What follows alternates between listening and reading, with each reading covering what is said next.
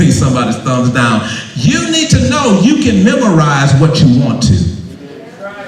And tonight God is saying, looking at my word, you need to hear it, know it, do it, meditate on it, and memorize it. And then you begin to familiarize yourself with the voice of the Lord, and his voice sends forth his word, which does not come back without accomplishing what he set out for it to do.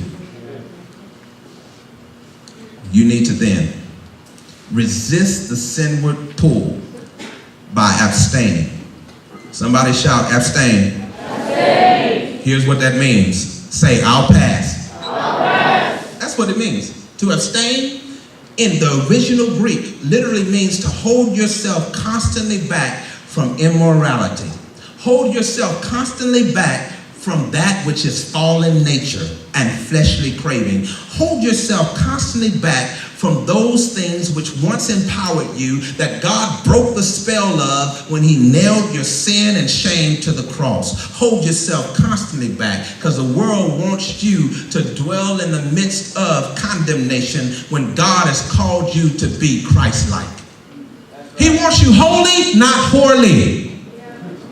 I gotta say it every time I get before you, because many of us can't wait to drop it like it's hot. And God says you must stand according to my principle and my plan and walk by my spirit and abstain. Shout, I'll pass. I'll pass. You know what that looks like for me?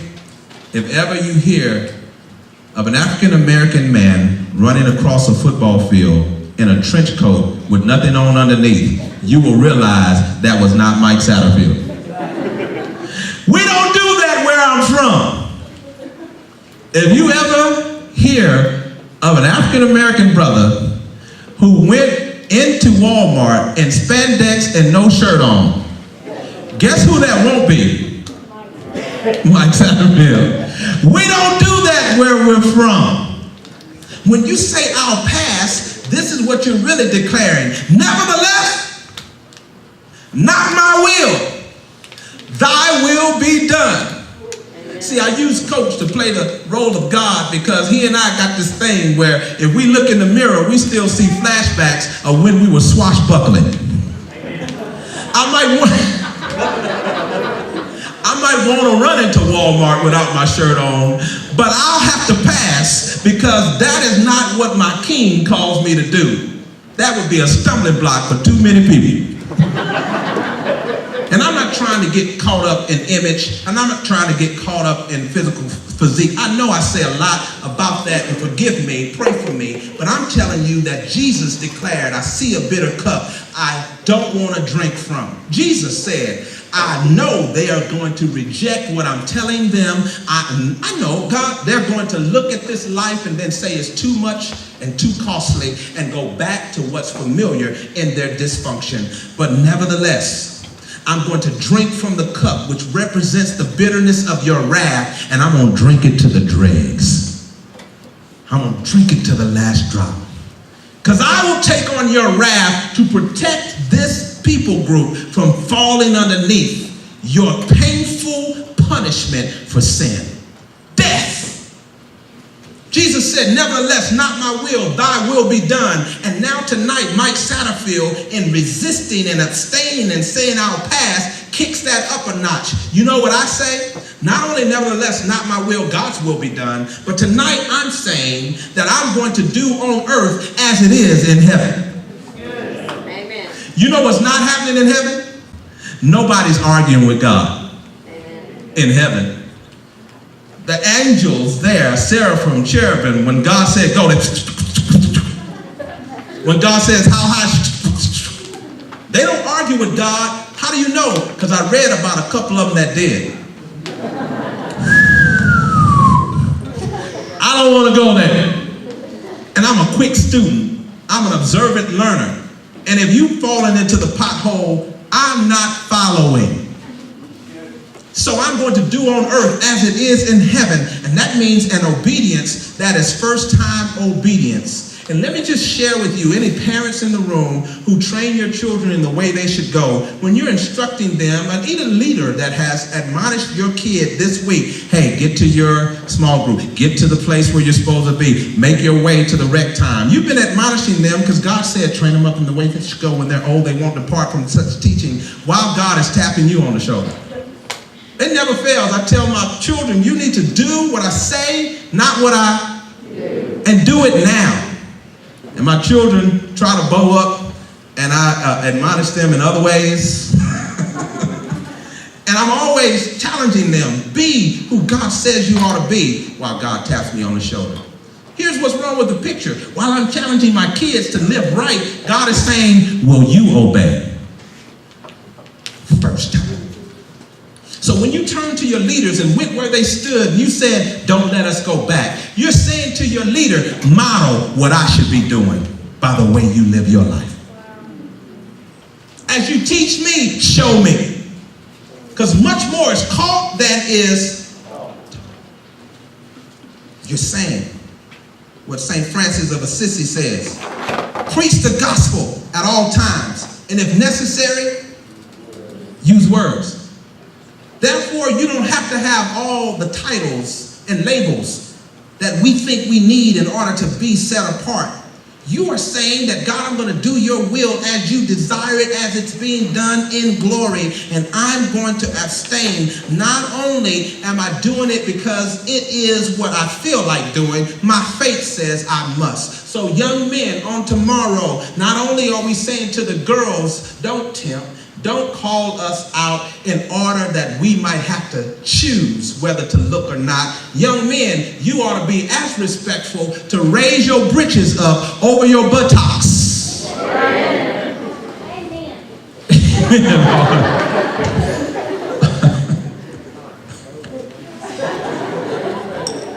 God is just saying it goes both ways, and I hate double standards. I want to do what God is pleased with so that he might be glorified in every move I make and every step I take. There should be nothing in our conduct that will give the unsaved ammunition to attack Christ or the gospel. Why? Because our conduct matters, and our conduct today matters for eternity. You think it's just about you, but so did David in the Old Testament. When he looked over and saw Bathsheba bathing, and he said, I have to have me some Bathsheba. And he thought it only affected him. But God announced that your sin has caused the nation to go astray. One sin can infect like leaven the whole loaf. You know what leaven is? Yeast. You put a little baking powder in the loaf and it rises up. Just a dash will do it. So we need to be those who walk circumspect. And 1 Peter 2:12 says that is your conduct. Listen, he says when you're abstaining from fleshly desires, you're saying, I'll pass. You are also being urged by God to walk by his Spirit. And when you look, verse 12 says, conduct yourselves honorably among the world, the heathen, because they're watching. And they will ridicule the church and defame the name of God because of your walk. A positive Christian lifestyle is a powerful means of convicting the world of sin around you. Just by you representing God in a fashion that gives him honor and fame and renown, the world gets to flip their assessment of you and actually see you as who you really are. I'm going somewhere with this. Can I tell you who I am tonight? I'm going to act like what God says I am, and I believe on Jesus Christ. Any believers in the room? He says, conduct yourself accordingly. And when I conduct myself like a believer, I act like who I am and whose I am. And tonight I need to serve you notice. I'm a C. You're a what? A CH. A who? A CHRISTIAN. And I got CHRIST in my HEART and all LIVEETERNALLY. I'm a C. You can't spell, I'm Christian.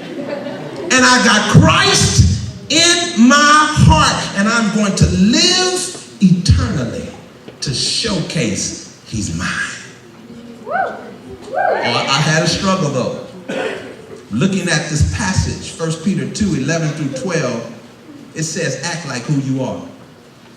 Looking at this passage, it determines when we are united with Christ as members of his body and operate like those who are citizens of heaven, we join God's priority list and priestly work, that is reconciliation. We show the world Christ by our lives, by an attractive, gracious, upright behavior that is conducted by standing fast, walking by the Spirit, abstaining from what is evil, and then walking in a way that conducts ourselves submissively to the plan of the King. I'm a subject in the kingdom, and I must follow the King's edict. Whose kingdom is this? It is the God of heaven, who's coming back for his church. And tonight, I asked him, help me make clear and plain what it means to be an alien. And I preached at First Baptist Swartz in Monroe, Louisiana. And God helped me with this message to you tonight. I shared this with Super Summer last week. In Swartz, I stood on the stage and I preached the word hard, and then extended an invitation. And people got up out of their seat and ran to the altar. I was like, whoa, back that thing up. You're coming down here on emotion. This isn't gonna stick. Go back to your seat. And I'm not trying to draw you manipulatively. And do you know they blew me off because they were hearing from someone on high? And not a preacher trying to talk them out of the salvation God was giving them. They ran to the altar. I couldn't back them up because somebody much greater than I was drawing them nearer. And when they came, a senior adult couple came from the 7th row, middle aisle of the church. And I mean gingerly, they were walking down the aisle. The senior adult man's shoelace was untied. And I saw it. I invited the pastor of First Baptist Swartz to stand before the people because the sheep were more familiar with his voice. And he saw it. Everybody on the row near them could see one of his shoestrings was untied. Can I tell you what is the most heinous crime of the church? Preaching as hard as we preach, believing what we believe about God, hearing the call to surrender, to stand, to serve, because we're to stand fast, walk by the Spirit, resist the sinward pull, abstaining from our fleshly ways, to love like God says we ought to love. What's wrong with the church? We ain't loving right. His shoe was untied, people saw it, and nobody did anything except stare. He's coming gingerly. And not only did I stare, I was on stage and I said, oh, that's a hip. If he falls, I'm gonna laugh. Shame on me. I just gotta testify and be honest. Y'all might be better than me, but if that brother would have fallen, even the evangelists would have had to restrain my idiocrity. I just made that word up. The ignorance that comes when we don't follow what we even preach. He came, didn't fall, made it to the altar. The pastor greeted and prayed over him and his wife, then turned them around and sent them back looking at the loose shoestring. And I mean, brother was trying to make, he was walking just like this, no exaggeration. And I'm saying, this won't be good. But I did nothing, neither did the pastor or any of the adults on either row that saw it too. You know what I said? He's of age. Let him tie his own shoe. And on the 2nd row, my left, a 7-year-old girl stood up. And she jumped out of her seat and followed the man and caught him, kneeling down and saying, sir, may I tie your shoe? Alien! The preacher did nothing, the evangelist did nothing, and a child stood up and showed the world what it means to be a scattered stranger. Called out by God, surrendering everything, standing up out of her seat to serve where there was need. She tied his shoe, he hugged her neck, and I was convicted. As Freely comes to the stage, let me tell you what 1 Peter has shown us. There are